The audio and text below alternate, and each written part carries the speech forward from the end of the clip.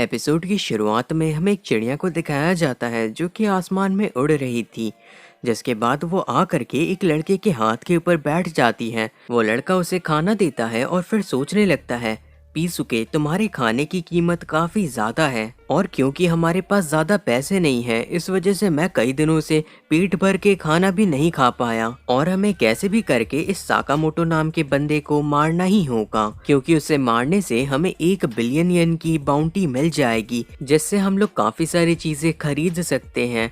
लेकिन उसके दिमाग में सिर्फ और सिर्फ सुशी ही आ पाती है। फिर हमें साकामोटो के स्टोर को दिखाया जाता है जहाँ पे शिन सोच रहा था कि काफी सारे असैसिन्स के आने की वजह से शॉप की हालत काफी ज्यादा खराब हो गई है और उन्हें यहाँ पे रिपेयर का काम करना होगा। लेकिन क्योंकि उनके पास ज्यादा पैसे नहीं है, इसीलिए वो लोग इस शूटिंग कंपटीशन के अंदर हिस्सा ले सकते हैं जहाँ पे उन्हें 1 मिलियन येन मिलेगा रिवॉर्ड के तौर पे। तभी वहाँ पे पहले वाला हिटमैन आ जाता है और कहने लगता है कि उसका नाम हेसुके है और वो यहाँ पे साकामोटो को ढूंढ रहा है। उसे देखते ही शिन समझ जाता है कि ये भी एक हिटमैन है, लेकिन हेसुके अपने सामने साकामोटो को देख करके भी नहीं पहचान पाता और शिन सोचने लगता है कि आखिर ये बंदा कितना ज्यादा बड़ा बेवकूफ है। तभी लू कहने लगती है कि साकामोटो तो काफी ज्यादा कॉमन नेम है, यहाँ पे काफी सारे लोग होंगे जिनका नाम साकामोटो होगा। हेसुके ये सुनकर के कहने लगता है कि उसे इसके बारे में पता ही नहीं था और अब वो क्या करेगा। शिन को यकीन ही नहीं हो रहा था कि आखिर कोई इतना ज्यादा बेवकूफ कैसे हो सकता है।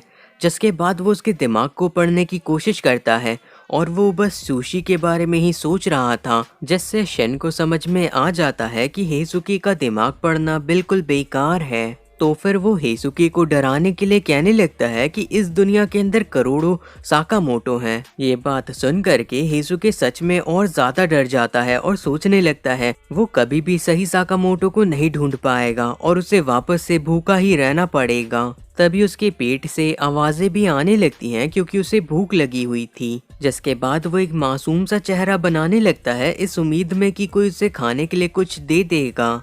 लेकिन जब ऐसा नहीं होता तो फिर वो वहां से जाने लगता है। लेकिन तभी शिन बताता है कि असल में हेसुके यहाँ से नहीं गया है, वो बाहर खड़ा होकर के रो रहा है और फिर वो उसे कुछ पोर्क बन दे देते हैं जिससे वो खुश होकर के वहां से चला जाता है। शिन को लग रहा था कि हेसुके ज्यादा दिन तक एक असैसिन के तौर पे नहीं टिक पाएगा, लेकिन साकामोटो उसे बताते हैं कि ऐसा नहीं है, आमतौर पे उसके जैसे ही असैसिन ज्यादा दिन तक जिंदा रह पाते हैं। आगे हमें दिखाया जाता है कि हेसुके एक बिल्डिंग के ऊपर टेंट लगा करके उसके अंदर रहता है। उस टेंट की हालत काफी ज्यादा खराब थी, लेकिन हेसुके के पास पैसे नहीं थे और ये टेंट उसे उसकी ग्रैंडमा ने गिफ्ट किया था, जिसकी वजह से ये काफी ज्यादा स्पेशल है। उसके बाद वो सोचने लगता है कि किस तरीके से सभी लोगों ने उससे कहा था उसके पास टैलेंट नहीं है एक हिटमैन बनने के लिए, इसीलिए उसे गिव अप कर देना चाहिए। लेकिन हेसुके एक दिन उन सभी के सभी लोगों को गलत साबित कर देगा।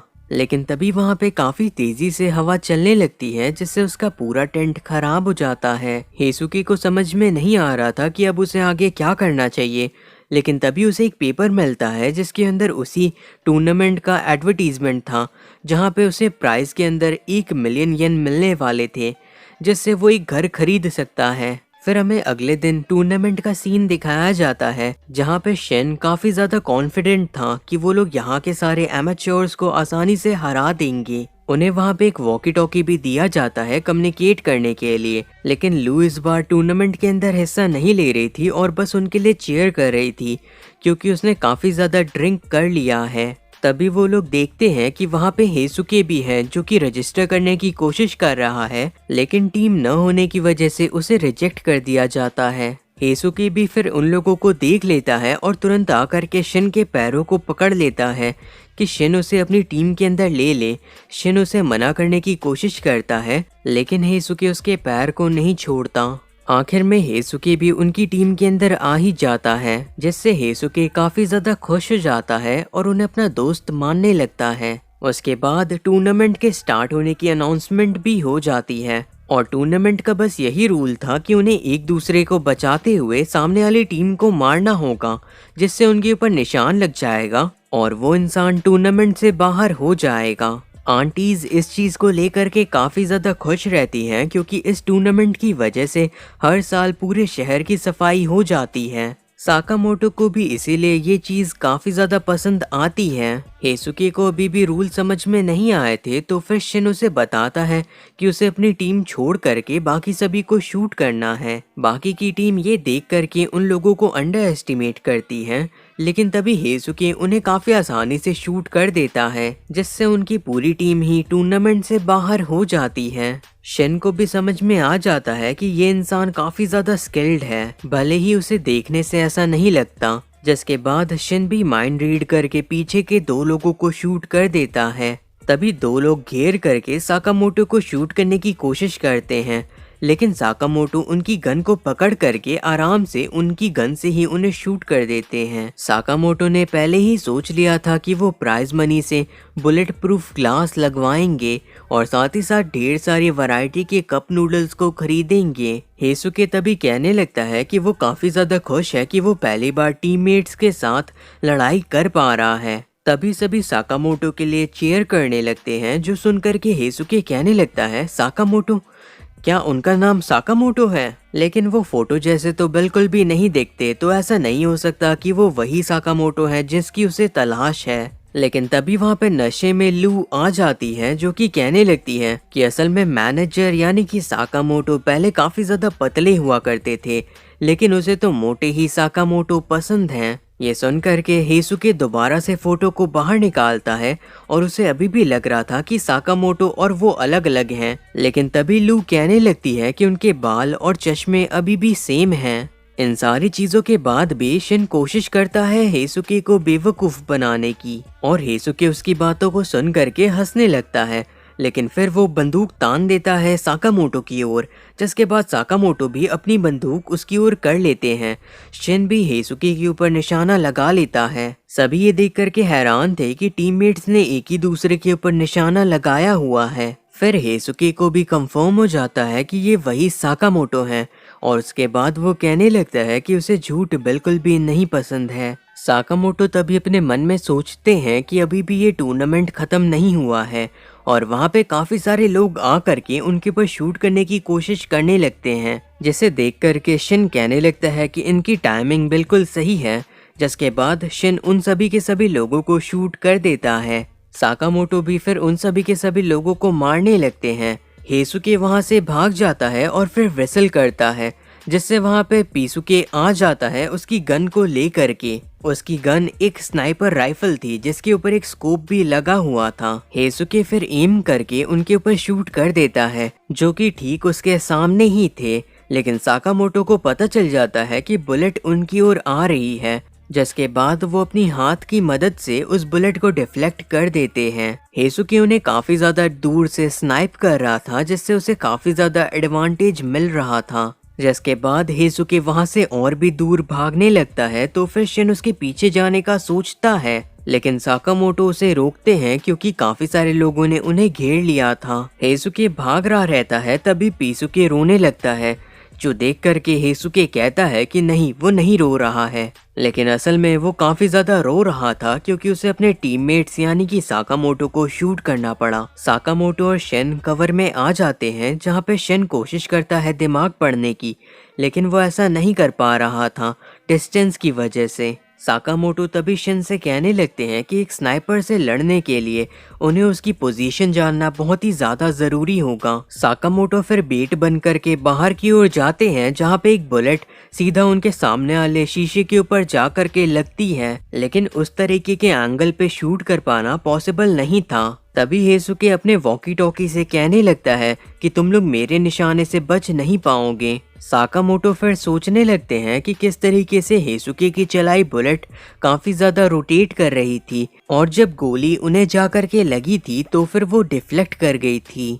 हेसुके फिर खुद ही बता देता है कि असल में उसकी बुलेट को खास तरीके से बनाया गया है, जिससे वो काफी ज्यादा रोटेट करती है और साथ ही साथ बाउंस करती है, जिससे वो किसी भी एंगल पे शूट कर सकता है। शिन तभी कहने लगता है कि वो कुछ टाइम पहले तक उन्हें अपना दोस्त कह रहा था और अभी वो उन्हें शूट करने की कोशिश कर रहा है। ये सुन करके हेसुके कहता है कि वो दोस्त अभी भी हैं, लेकिन सबसे पहले वो एक हिटमैन है। फिर वो वापस से उन्हें शूट करने लगता है तो फिर शिन और साकामोटो वहाँ से भागने लगते हैं। वो लोग काफी ज्यादा जिगजैग में भाग रहे थे ताकि हेसुके उनके ऊपर निशाना न लगा सके, लेकिन फिर उनके सामने एक डेड एंड आ जाता है तो वो एक गली के अंदर जा करके छुप जाते हैं। वो लोग भी इस तरीके से भाग करके काफी ज्यादा थक गए थे। हेसुके फिर दोबारा से पहले की चीज़ों के बारे में सोचने लगता है कि किस तरीके से वो फिजिकली स्ट्रॉन्ग नहीं है और साथ ही साथ वो इंटेलिजेंट भी नहीं है, लेकिन किसी वजह से वो शूटिंग के अंदर काफ़ी ज़्यादा अच्छा है और यही एक चीज़ है जो कि वो अच्छी तरीके से कर सकता है। और वो काफ़ी ज़्यादा खुश था जब वो हिटमैन बना था, लेकिन जब उसने अपने सीनियर्स को बताया कि वो स्नाइपिंग को मास्टर किया है तो फिर वो लोग उससे कहने लगे थे कि उन्हें किसी भी मास्टर की ज़रूरत नहीं है, उन्हें बस कोई ऐसा चाहिए जो कि हर सिचुएशन के अंदर लड़ सके, क्योंकि उनके पास चॉइस नहीं रहेगी अपने मिशंस को चुनने की। और हेसुके को उसके पहले मिशन के अंदर एक नाइफ मिला था जिसका वो ठीक से इस्तेमाल नहीं कर पाया था, जिसके बाद उसे पेपर वर्क का काम दे दिया गया और सभी लोग उससे कहते थे कि हिटमैन बनना उसके लिए सही नहीं होगा, उसे गिव अप ही कर देना चाहिए। कुछ दिन बाद हेसुके को उसकी नौकरी से भी निकाल दिया जाता है और वो काफी ज्यादा उदास था क्योंकि वो खुद को बेकार समझ रहा था। तभी उसे साकामोटो की बाउंटी का मैसेज आता है और वो सोच लेता है कि वो इस बाउंटी को पूरा करेगा और खुद को साबित करेगा एक फ्रीलांस हिटमैन के तौर पे। शिन फिर हेसुके से कहता है कि वो अपने वॉकी टॉकी को बंद करे, उसे बेकार में गोलियों की तेज आवाज सुनाई दे रही है। हेसुके ये सुनकर के कहता है कि उसे तो इसके बारे में पता ही नहीं था, लेकिन तभी शिन को एक आइडिया आ जाता है और वो काफी तेज से अपने वॉकी टॉकी के अंदर चिल्लाता है, जिससे हेसुके चौंक जाता है और शिन उसका पता लगा लेता है। हेसुके की लोकेशन पता लगने के साथ ही साकामोटो एक छोटे से कंकड़ को उठाते हैं और इससे पहले कि हेसुके उन्हें शूट कर पाता वो काफी तेजी के साथ उस पत्थर को थ्रो करते हैं, जिससे हेसुके की राइफल ही टूट जाती है और साथ ही साथ वो नीचे जमीन पे गिर जाता है। इन सारी चीजों को देख करके हेसुके को समझ में आ गया था कि वो साकामोटो को नहीं हरा सकता, क्योंकि साकामोटो बिल्कुल किसी मॉन्स्टर के जैसे हैं। उसके बाद हमें दिखाया जाता है कि टूर्नामेंट भी खत्म हो गया था और शिन और साकामोटो ने ही टूर्नामेंट को जीता था, जिसके बाद हमें दिखाया जाता है हेसुके को रोते हुए, जो कि रो रहा था क्योंकि वो टूर्नामेंट भी हार गया और उसे बाउंटी के पैसे भी नहीं मिलने वाले, साथ ही साथ उसकी गन भी टूट गई। वो सच में एक बहुत ही ज्यादा बेकार हिटमैन है। ये सुनकर के साकामोटो कहने लगते हैं कि आज तक वो जितने भी स्नाइपर से लड़े हैं उनमें हेसुके ही बेस्ट स्नाइपर था। हेसुके ये सुनकर के रोने लगता है क्योंकि आज से पहले इतनी अच्छी चीज उसके लिए किसी ने भी नहीं कही थी। शिन फिर हेसुके को उसके हिस्से के पैसे भी दे देता है जो कि बस 50 येन थे, क्योंकि बाकी के सारे पैसे शहर को ठीक करने में लग जाएंगे, क्योंकि उसकी बाउंसिंग बुलेट ने काफी ज्यादा शहर को नुकसान पहुंचाया था। उसके बाद हमें आओई को दिखाया जाता है जो कि कह रही थी कि उन्होंने काफी ज्यादा मेहनत की लेकिन उन्हें रिवॉर्ड में कुछ भी नहीं मिला, लेकिन फिर भी वो खुश हैं कि वो लोग बिल्कुल सही सलामत हैं। तभी शिन आओई से पूछने लगता है कि आखिर वो साकामोटो से कैसे मिली थी, क्योंकि उसे नहीं लगता कि साकामोटो ने उनसे पूछा होगा डेट पे चलने के लिए। शिन फिर आओई के दिमाग को पढ़ता है और उसे पता चल जाता है कि असल में आओई पहले इसी शॉप के अंदर काम किया करती थी और साकामोटो उन्हें देख करके ही काफी ज्यादा घबरा गए थे। तभी आओई ने साकामोटो की शर्ट के ऊपर ब्लड को देख लिया था, जिसके बाद वो वहाँ से चली जाती हैं और साकामोटो कुछ कह भी नहीं पाते। फिर वो जब वहाँ से जाने लगते हैं तो फिर आओई आकर के उन्हें एक बैंडेज देती हैं, जिससे साकामोटो काफी ज्यादा शर्मा जाते हैं। शिन ये सारी चीजें पढ़ ही रहा था, तभी साकामोटो सोचने लगते हैं उसे मारने का, जिसके बाद वो शिन को आओई का दिमाग पढ़ने से मना कर देते हैं। शिन भी उनकी बात को मान जाता है और उनसे सॉरी कहता है।